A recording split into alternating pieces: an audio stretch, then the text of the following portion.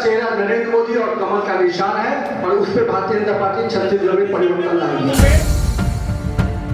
ये है छत्तीसगढ़ भाजपा के सह प्रभारी नितिन नवीन का वो बयान जिसने पार्टी की प्रदेश इकाई के नेताओं की नींद उड़ा दी है। नवीन ने इस बात को साफ कर दिया कि छत्तीसगढ़ में उनकी पार्टी का चेहरा नरेंद्र मोदी और कमल का फूल होगा। नवीन के इस बयान के बाद छत्तीसगढ़ बीजेपी के भीतर मानो भूचाल आ गया। कल तक जो नेता खुद को पार्टी का चेहरा बनाने की कोशिश में जुटे थे, उनके अरमानों पर अचानक पानी फिर गया।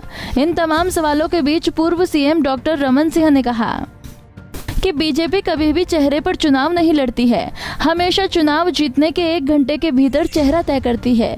वहीं बीजेपी प्रदेश अध्यक्ष विष्णुदेव साय ने कहा कि हमारी प्राथमिकता 2023 का चुनाव जीतना है। चेहरा नहीं रहा है। आज नितिन नवीन जी ने कहा कि हम पीएम मोदी के चेहरे पे चुनाव लड़ेंगे।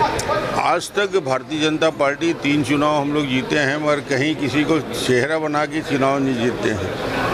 हिंदुस्तान में अन्य राज्यों में भी चुनाव होता है, उत्तर प्रदेश को छोड़ दे तो कोई चेहरा बना के नहीं होते।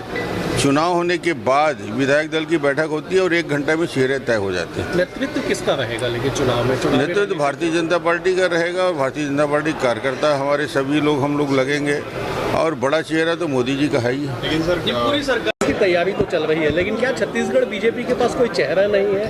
सब प्रभारी कहते हैं कि नरेंद्र मोदी के चेहरे पे चुनाव लड़ा जाएगा। ऐसी स्थिति क्यों बन गई? चेहरा तो बाद में तय होता है, पहले तो हम लोग को यहाँ पर चुनाव जीतना है, सरकार बनानी है, उसके बाद केंद्र का काम है चेहरा तय करना। नहीं, लेकिन मोदी जी के चेहरे पे चुनाव लड़ा जाएगा। उधर भाजपा में मचे इस घमासान पर कांग्रेस भी तंज कसने से नहीं चूक रही। पार्टी के संचार प्रमुख सुशील आनंद शुक्ला ने कहा कि 15 साल शासन के बाद छत्तीसगढ़ बीजेपी की ऐसी दुर्गति हो गई है कि भूपेश बघेल का मुकाबला करने के लिए इनके पास कोई चेहरा ही नहीं बचा है। बघेल की लोकप्रियता और छत्तीसगढ़ की कांग्रेस सरकार की योजनाओं के सामने भारतीय जनता पार्टी के छत्तीसगढ़ के सारे नेता बौने साबित हो गए हैं। आज इस चीज़ को नितिन नवीन ने भी स्वीकार कर लिया है और इसीलिए उनको यह बयान देने को मजबूर होना पड़े कि 2023 के चुनाव में छत्तीसगढ़ में प्रधानमंत्री नरेंद्र मोदी का चेहरा सामने करके लड़ेंगे। इससे यह साबित होता है कि छत्तीसगढ़ में भाजपा के पास नेतृत्व का अकाल है और जो नेता हैं भी उनके ऊपर में पिछले 15 साल में भ्रष्टाचार और करप्शन के इतने ज़्यादा दाग लगे हुए हैं कि भारतीय जनता पार्टी उन नेताओं से छुटकारा चाहती है।